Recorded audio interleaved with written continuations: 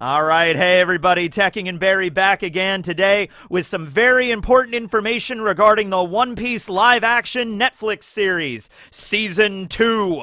Information that was so important, so integral, that it came out like over a week ago and I'm just getting around to talking about it now. Yes, actually, no, this does have a purpose, because I was waiting for them to see if they were going to cast Robin. I mean, obviously, they're going to cast Robin, but I was waiting to see if the announcement would be made, because a bunch of different actors were announced at the same time, and it's like, okay, we know who's playing Dr. Kureha, we know who's playing Hiraluk, we know who's playing Dory and Bragi and Crocus, we know who's playing Dalton, we know who's playing Vivi and Cobra, and it was like all the Baroque Works agents, well, not all of them, but we know who's playing Mr. 3 and Mr. 5 and Miss Valentine, and I'm like, okay, all right, Robin's coming up, Miss All Sunday, right? And has not been announced as of recording this. Although, knowing my luck, I'm going to put this video out, and then later today, we're going to find out who's playing Robin. That's just how it's going to go, right? But anyway, yeah, we got a lot of casting information here for Season 2. And it's crazy, right? Because I'm recording this on August 30th, and the One Piece live action Season 1 came out August 31st of last year. So it's been a year already, effectively. And that's wild. It's been so long. And I've already done 6 out of the 8 episode reviews for Season 1, so we're on a good track. We're making good progress for me, okay? All right? Hopefully, by the time Season 2 comes out in maybe like another year or so, because they're in middle of production right now, by the time Season 2 comes out, I should have the Arlong Park episodes done. Should, but we're making good progress. Okay, it's fine. All right. So before we get into the casting, Oda did release a little bit of a note here. He drew the main cast of the Straw Hats, so Iñaki and Makenyu, Jacob, Taz, and Emily. I loved Emily's response to this, because Emily was like on Twitter, like, Oda drew me? What is this? This is amazing. So here's what Oda has to say in regards to Season 2 of Netflix One Piece. Yes, the live-action One Piece is currently in production, with filming well underway. The story will cover Logtown, Reverse Mountain, Twin Capes, which is Reverse Mountain, Whiskey Peak, and Little Garden and Drum Island. Okay, so this is very, very important. We're going to pause right there, okay? So this is the big piece of news, that Alabasta is not going to be in Season 2. This is a good thing. I think this is a good thing. I genuinely think that is a good decision, all right? Especially after I watched the live-action Yu Yu Hakusho series, which I am convinced they knew that that was just going to be one season and they weren't going to try to do more than that, because it makes no effective sense, because what they did is they took pretty much all of the early story arcs of Yu Yu Hakusho and the Dark Tournament arc and threw it all together into 5 episodes, which was absurd to me. I don't know why they decided to do that, because there's basically, like, there's no way there's going to be any more after that, effectively. You've smashed everything together in a way that doesn't make sense. So we have just the beginning parts of the Grand Line. We have Logtown. Logtown was not covered in Season 1. I believe it was originally supposed to be. I think Season 1 was originally supposed to be 10 episodes, because I remember it being said it was 10 episodes. Might be a Mandela effect kind of thing, but I remember it being 10 episodes, and then it got cut down to 8. So it's like, okay, instead of trying to, smash Logtown in at the very end, it's like, let's just end it at Arlong Park, and the Straw Hats are on their way. All right. And actually, Logtown opening up Season 2 with that arc is actually really smart, because that's a great, like, recap for Season 1, and to kind of reacclimate to the story and the characters and everything. We'll get introduced to Tashigi and Smoker, and then Buggy will show back up again. Alvita will be there, and then, after that, like, one episode in Logtown, then they're going to be on their way to the Grand Line proper, okay? And so I think that really works also, since Logtown is, like, prologue, epilogue. It's a good way. I think it's very fitting, the beginning and the end kind of thing, right? So we have Logtown, obviously, and then Reverse Mountain and the Twin Capes. This is where we're going to meet Crocus and Laboon. Interesting to see what they're going to do with Laboon, the happy little giant whale. This is also where Vivi, although Miss Wednesday and at the time, and then Mr. 9 are going to be showing up here, and then we'll go on to Whiskey Peak, and then we'll go on to Little Garden, which are, I'm the most curious about Little Garden. I'm more interested in how they're going to do Little Garden than I am with Chopper, because I feel like Chopper, a lot of people are making a big deal about exactly how Chopper is going to be, depicted in the live action. I'll get to him, but I think that Chopper's, like, the way they're going to do that, I think is going to be relatively simple, okay? But we'll see, all right? And then we have, after Little Garden, but Little Garden has, like, dinosaurs and shit walking around. Like, so are we going to have some, like, Jurassic Park level effects here, or what's going to be going on? And then Dory and Broggy, okay, I'm more interested in Little Garden, okay? But we'll see. Then we get to Drum Island, which will end out Season 2, and I'm imagining at the end of Season 2, at the last episode, they'll be leaving Drum, and maybe they'll encounter Mr. 2 at the very end. Maybe he'll be like a post-credit sequence or something like that, and then we'll move on to Alabaster for hopefully all of Season 3. I think one of the worst things that a lot of live actions do is they do try to cram everything into one, and I get why they want to do that sometimes. Like, there's some really good aspects of the story, like, hey, Alabasta, really good story arc. A lot of people really love Alabasta. We want to get to Alabasta as fast as possible, but sometimes it's just not feasible. Or if you rush it, you're going to ruin it, because that's happened quite a bit with a lot of other live actions that I've seen. It's like, I get it. You want to get to, like, hey, what's really good in One Piece? Marineford. Is there any way we can get Marineford in Season 2? It's like, well, I mean, technically you could, but it would completely screw over the entire premise and the entire plot line, and it's not going to work. No. Okay. So it's a good thing. It's a really good thing. Now, a lot of people might say, it's like, well, and there's going to be a lot more setup in this season then, but there's a lot of action too. Like, I love the Whiskey Peak arc. I love Drum Island and Little Garden. Those are really good story arcs that I remember reading when I was, like, in middle school, okay? So I'm really excited to see these in live action, and I'm also really excited that they'll be able to, like, breathe a little bit. It won't be just like, Little Garden, 1 episode, Drum Island, 1 episode, all right, Alabasta, 3 episodes, end out the season. I'm glad that we're going to have some time to breathe here with 8 episodes with these story arcs, so that'll be good. All right. So, think about it. Imagine how much this will cost. Yeah, but whether it's the script or the cast, I continue to insist on this, and so Oda is like, no, it has to be like this, it has to be this way, and he's like, oh, the showrunner, Matt, goes, and Netflix goes, no, and then Tomorrow Studios is like, and it's interesting that Oda actually puts in here, because it was mentioned in Season 1 that, like, this product will not come out until Oda is satisfied with it personally, okay? And he actually mentions that there. He's like, this is a verbal agreement. It's not contractual or anything like that. And it's kind of interesting that he put that in there, because some people do think that it was, like, in the contract itself. Like, unless Oda, agrees to this 100%, you cannot put it out. But that's not the case. It's not like he's bound by anything like that. It is, and it probably might not even make sense to put that in a contract. I don't know. I don't know a lot about contractual law when it comes to, like, copyright and things like that. But the bottom line is, Matt, who's the showrunner, and Tomorrow Studios and everybody like that, Netflix, they respect Oda's wishes. And I don't know, this is a crazy idea that I have, but maybe if you want your live action to succeed and do very, very well, maybe you should listen to the creator of the source material. That's a crazy idea that I have, but I think it's working, and I think that's maybe the reason why One Piece is the best live action anime adaptation that has come out, like, ever, okay? So listen to the creator of the story, and I think you're gonna be good. It's going to cost a lot, but going into this project, like, obviously it's going to cost a lot. Like, how many sets and different locations and costumes, and it's the devil fruit abilities, and it's just going to get more complicated from here, guys. Season 1, the East Blue, ultimately did not have that many devil fruit users. You had Luffy, you had Buggy, and, well, at the end you get Smoker and Alvida, but they weren't even in Season... Well, they were in Season 1. Smoker was, like, very much right at the end. Alvida was in Season 1, but she did not have her devil fruit yet, so we're going to get a lot more devil fruit powers, and then Baroque Works agents and everybody, and Wapple eating a ship, like, how are we going to do that? Well, we're going to see, right? It's going to be fun. I'm excited. And then Oda goes on to just talk about, like, the official One Piece Netflix X account or Twitter account, and there's, actors that are, announced on there, coming up and everything like that, and also mentions the islands, because each island in One Piece is based off of a particular, like, real-world location, so I hope they really, they play with that in the live action, just, like, take various architecture from certain locations and be like, oh, that's the kind of architecture that belongs in Alabasta. That's the kind of architecture that belongs in, because, like, Whiskey Peak is, like, based off, like, an old Western kind of town, so they could do that, So there's a lot of fun stuff coming up here that they can do for Season 2. But now, let us get into the casting, all right? So the first person I'm going to talk about is the actress that's going to be playing Dr. Kureha. I think a lot of people, me included, were really excited to see Jamie Lee Curtis play Dr. Kureha because she's a fan of the story, and I like Jamie Lee Curtis in like the Halloween movies and everything like that. Some of the first movies, like the first horror movies I ever watched in my life. So I'm like, yeah, Jamie Lee Curtis would work really well as Dr. Kureha. Unfortunately, because of her schedule, she was unable to portray Dr. Kureha. It's just how that worked out. She wanted to do it, and she was in talks with, Matt Owens, the showrunner, and Netflix and everything. It's just it didn't work conducive to her schedule.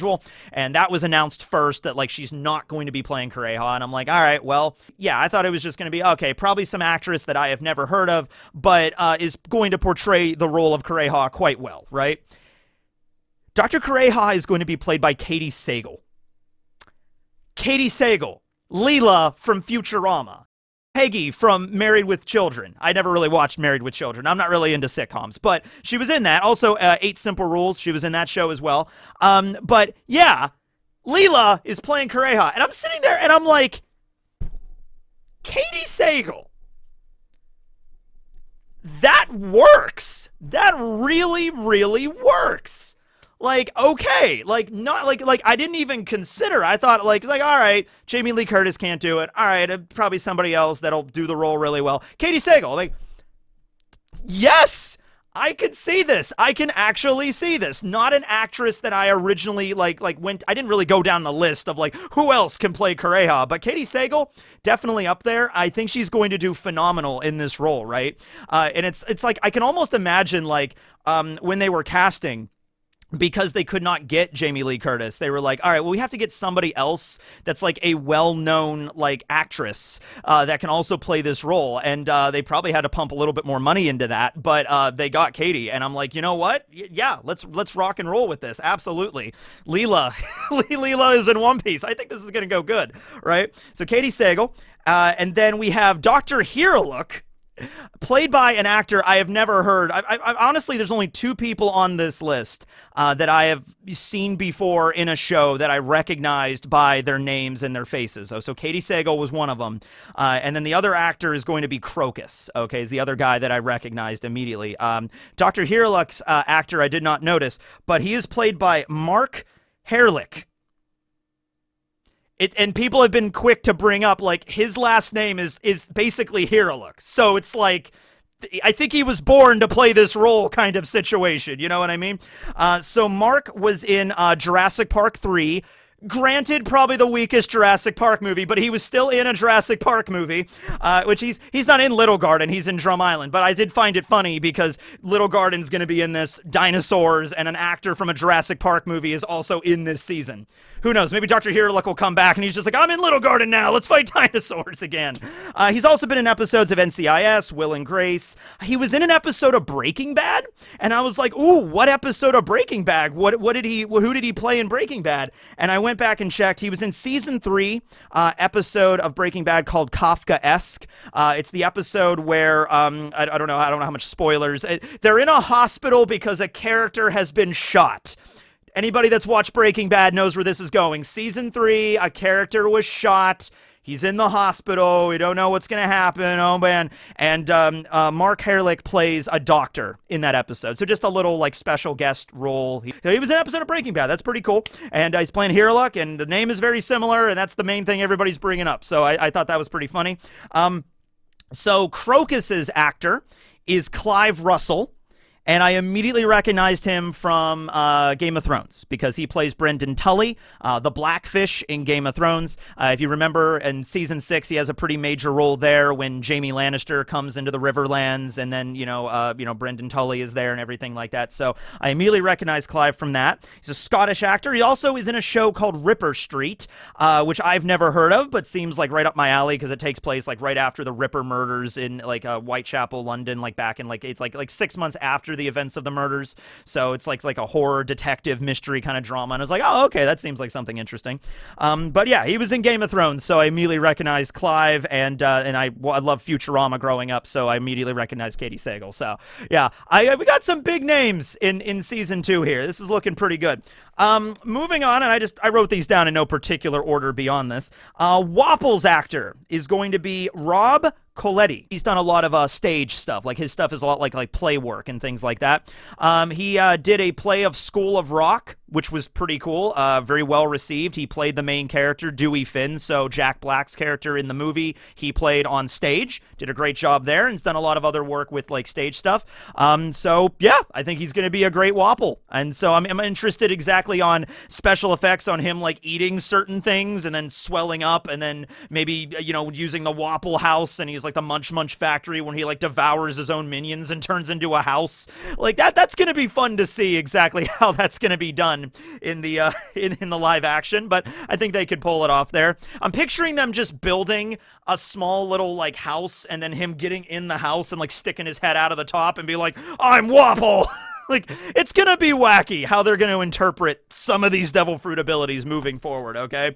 Moving on, Dalton's actor is going to be Tai Kyo. He's a South African actor. He's been in shows called 24 Hours to Live and Girl from St. Agnes. It's kind of like a mystery. I have not heard or seen either of these, but he's a very accomplished actor for sure, and I think he also fits the role of Dalton pretty well. I really like Dalton. I did a video on Dalton not too long ago. Dalton is such a cool character to me because he's like, okay, Wapple is this horrible king on this island, and Dalton is like the one decent guy in his retinue. He's like the, you know, the captain of the guard, you know, so it's like, you know, Wapple is up there all the time like, hey, Dalton, go down there and, you know, kill some people in that village. I don't think they're very nice to me. Oh, Dalton's like, all right, fine. And he goes down there and he's like, look, I'm not going to kill you. Just, you know, don't say crap about Wapple. I know he sucks, but, you know, so he's like the one decent guy. And then when Wapple leaves because Blackbeard shows up, Dalton has to kind of take over and be like the, not the king of the island because he doesn't really think he's worthy of that, but he's like, I'll be like the guy that's just taking care of everybody around here. So I've always really liked Dalton's character. He's just like a genuinely good dude. Also the first zone we get introduced to in the story. So, you know, we'll see. Well, not just with Chopper and his abilities, but also with, you know, Dalton and how he turns into a bison. Like, how's that going to be done there, right? Are they going to actually get a bison to come in and just run around and then, like, just dub Ty's voice over it? We'll see how that goes, right? But I think he's going to do great for Dalton. Smoker and Tashigi. So Smoker is going to be played by Callum Kerr. He's a Scottish actor, has done some soap operas. There's a soap opera he's done called Hollyoaks. I should ask my mom if she's ever seen that because she loves her soap operas. I don't really care for them. When I was living with my mom still, I had to watch a lot of episodes of Bold and the Beautiful, though. So, yeah. Can you believe what happened with Liam and that whole car accident subplot? That was crazy. But anyway, he's also been on a show called Monarch, which is an American musical series about like American country music series. I've never heard of that either. But yeah, he's going to be playing Smoker. I think he fits the role really well there. And Tashigi is going to be played by Julia Rawald. Rawald. Yes. Okay. It's at this point that I will mention that I am going to try my damnedest to get their names right, but I'm probably going to mess it up, so I apologize.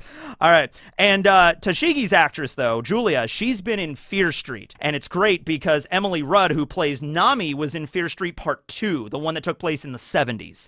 Okay, because there's 3 Fear Streets. There's the Fear Street from the 90s, and then the 70s, and then the ones from like the 1600s. So Julia was in all 3 parts. Emily was, I think, only in Part 2. But it's pretty cool. So Julia and Emily probably, you know, they've worked together before, so they know each other, and that's going to be interesting there. I don't know if it's Werner Kotzer or Werner Kotzer. He's going to be playing Dory, and Brendan Murray is going to be playing Broggy. So for Dory's actor, Werner, I was looking up on what he's done. He's a South African actor as well, and he's done a lot of soap operas, but beyond that, I haven't seen much else, and I'm not really super familiar with South African soap operas. I'm sorry. But Brandon, he's done some stuff. He's playing Broggy. He's been in 4 episodes of Dark Matter. He was in an episode of The Boys, which I have yet to see, but my friend Zach really likes it, and he's like, oh, man, you got to check out The Boys. You know, I'm like, all right, I'll probably watch that at some point. And also What We Do in the Shadows. He was in 1 episode of that, which my friend Casey loves What We Do in the Shadows. And I tried watching it, and this is going to be, I don't know if this is a complaint that, you know, people will find as valid or what. I just do not like mockumentary style shows. I don't know if I'm alone in that or if it's like a common thing, but the shows that have, like The Office, another great example. My friend Chris loves The Office. I cannot get into it. I just don't like that style. I don't like that style of like, here's a scene and then we cut to people like talking about the scene and like documentary style. Like, I just never got into it. I never cared for it. But yeah, so I tried that with What We Do in the Shadows because it's like, oh, this is like vampires and like Halloween themed. Maybe I'll like this. Still didn't care for it. I just wish this was a show that wasn't in documentary style, and then I would like it. But that's just how I am with these shows, I suppose. But at any rate, he's been in quite a few things, and so they're going to be playing Dorian Bragi. Obviously, you're going to be scaled up quite a bit because they're giants. So I think this is going to work pretty well. Like, honestly, like I've seen this in movies and shows before where characters have to be a lot bigger than they normally are, or like smaller or whatever, scaling up, scaling down. The technology is definitely there for that to make it very convincing. So I don't think it's going to be that much of an issue. I'm more concerned with the way they're going to do dinosaurs in Little Garden, okay? And they are going to do dinosaurs in Little Garden. There was a teaser back on April 1st with Usopp and Matt Owens. I don't know if you guys saw that. And they were like, well, we need to say something about season 2. And at the end, they just have like a drawing of a dinosaur. And it's like, okay, there's going to be dinosaurs. There's going to be a T-Rex in season 2, all right? So I'm more concerned with the dinosaurs and how they're going to look. But I think Dorian Bragi are just going to look fine. Just their actors there and just going to be scaled up. And yeah, I think the technology is certainly there. If this was 1995, I'd be a little bit more concerned about it. But it's going to be 2025 when the show comes out. So I think it'll be good. So next up, we have some Baroque Works agents. We have Mr. 5, Miss Valentine, who are going to be showing up during the Whiskey Peak arc. Mr. 5, his real name is Gem of the Border in One Piece. But he's going to be played by Camrus Johnson. He was in a show called Quiz Lady, and he was in about like 50 episodes of the Batwoman show. He played Batwing. I've not heard of these shows either. I need to watch more television. I've really gotten out of the loop with a lot of this stuff. Then we have Miss Valentine. Her real name in the show is Makita. I'm wondering if they're going to use their real names. I feel like they should, because it's like such a thing that we found out like 20 years after the fact in the Viva cards. We found out what the Baroque Works agents' real names were. So it'd be cool if at one point, like at the end of the fight, Miss Valentine looks at Mr. 5 and calls him by his real name or something like that. Like, that would be interesting, right? Just a little Easter egg there. But anyway, Miss Valentine's actress has one of the coolest names I've ever seen in my life. I really love alliteration.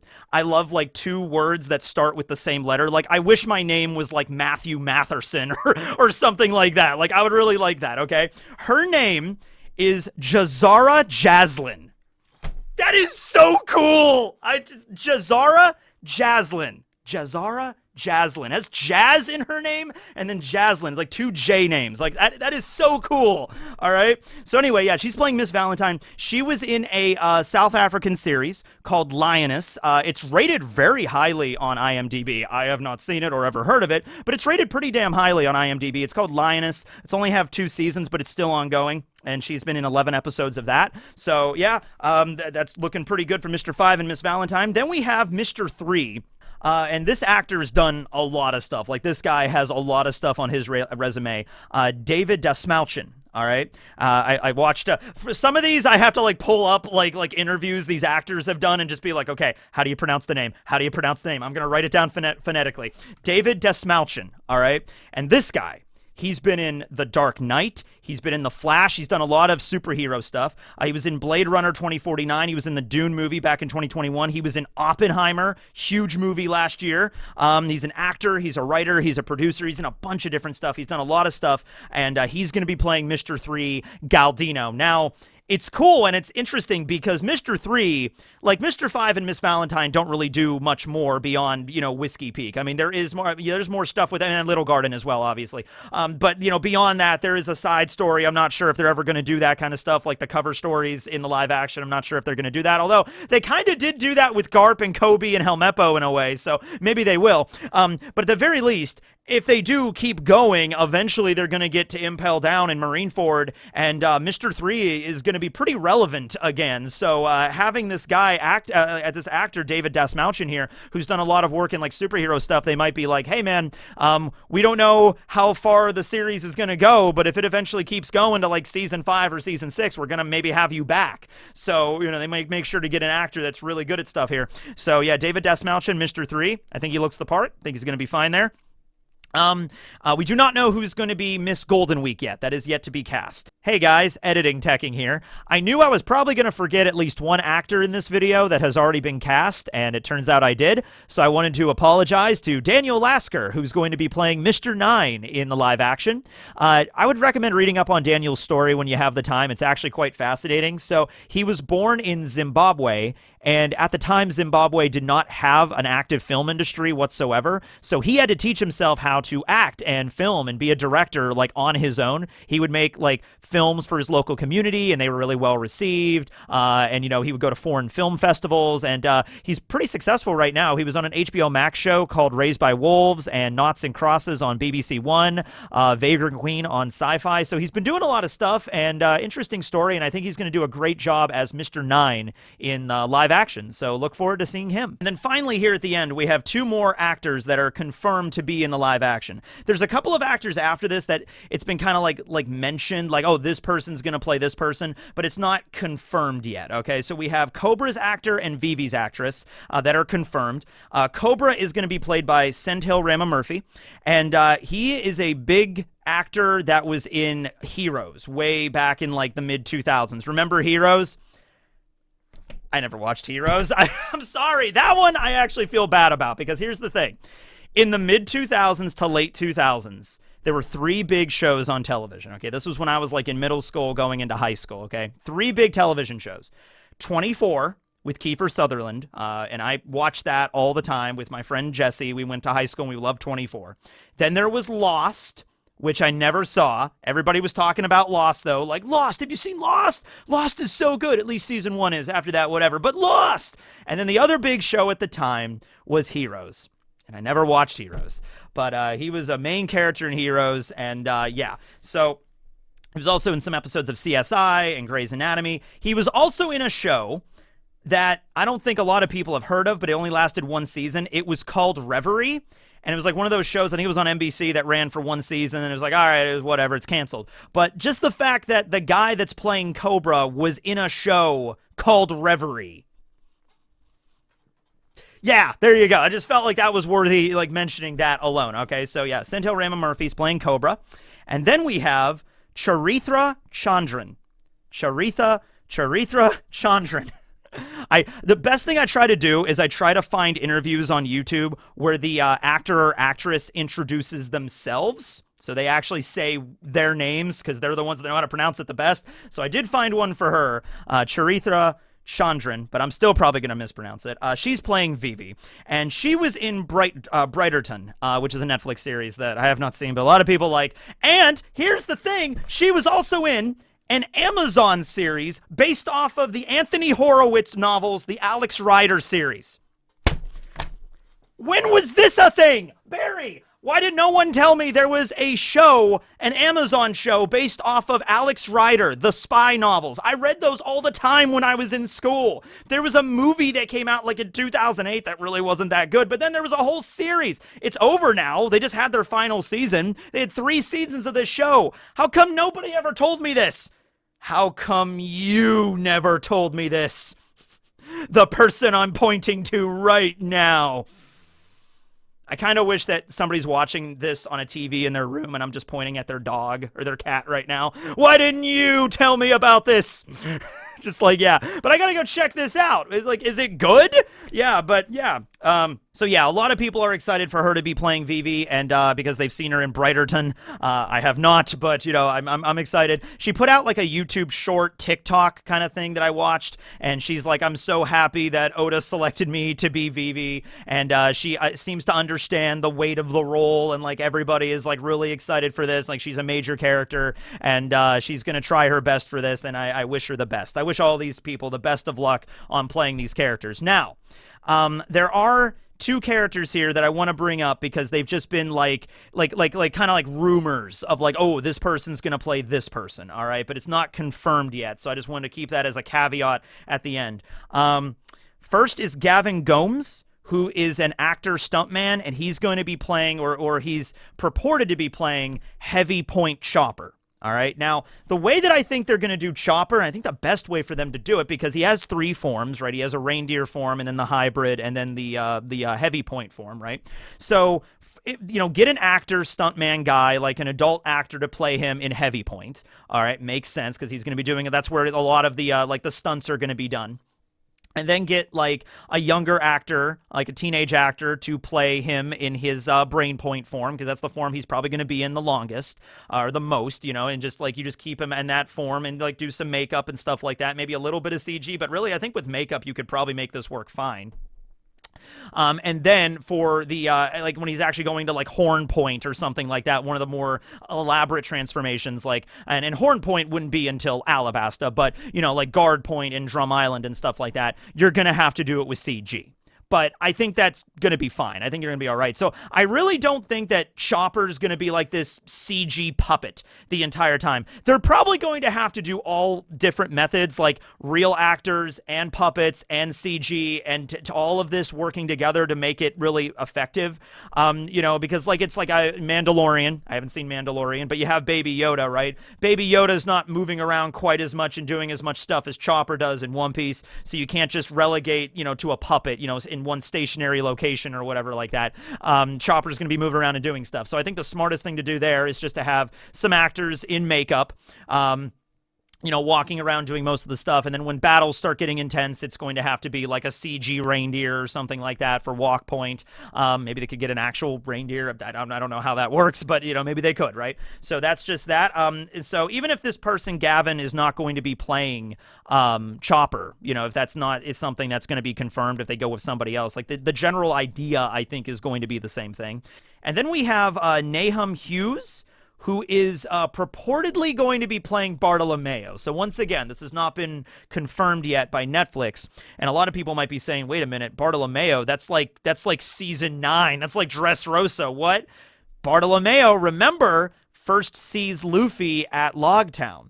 So if they do actually cast him to play Bartolomeo, this would actually be great as a cameo role. This would be perfect as an in-joke, like setting stuff up for later. Because, yeah, like, if you go back and you can read, Logtown in the manga or watch it in the anime, Bartolomeo doesn't show up, but now we know he was there. He witnesses Luffy. So all you really need is one scene. You could do multiple scenes, actually. You could have a scene with, like, Bartolomeo walking around Logtown because he's like a gang boss. And he's like, oh, I'm Bartolomeo. I'm awesome. You go over there. Bring me a drink, blah, blah, blah. So you can kind of see him wandering around town. Maybe even Smokers, like, like looking at him at one point, just like, I'm gonna bring you in, and then he runs away or something like that, right? Maybe Smoker gets distracted by a pirate or something, or Luffy or whatever, right? So you could do that. You could have like a couple of scenes like in the episode with Bartolomeo there, and then at the end of the episode with the big climax, which is going to be Luffy about to be executed by Buggy and everything, you can have him in the crowd and be like, oh my god, this is my new god! Like you could have that, and then just as a nice little cameo and nothing else, and I think that would be great. I think that'd be perfect to fit Bartolomeo in Logtown, because he was there. Canonically, he was there. So it'd be nice to see him, right? But yeah, not confirmed yet. And if these characters are going to show up, we don't know 100% if these actors are going to play them. But I think that it's more likely they are going to. So we'll see there. But anyway, yeah, that's everything we know from season 2 so far. More information is going to be coming down the pipeline. It is in production right now. I'm assuming late 2025, like fall 2025, around maybe this time next year, or maybe in the winter of 2025 is when the season is going to drop on Netflix. So yeah. I am going to try my best to get the last 2 episode reviews of season 1 out in that time span. Thanks for watching, everybody. Let me know down below which actor, if you're familiar with any of these actors or actresses from other works, and if you're really excited to see them in the One Piece live action and you think how they're gonna do and everything like that. Let me know down below in the comments. Thanks for watching, everybody. This will be Teching and Barry signing out. I'm gonna go check out that Alex Rider series now.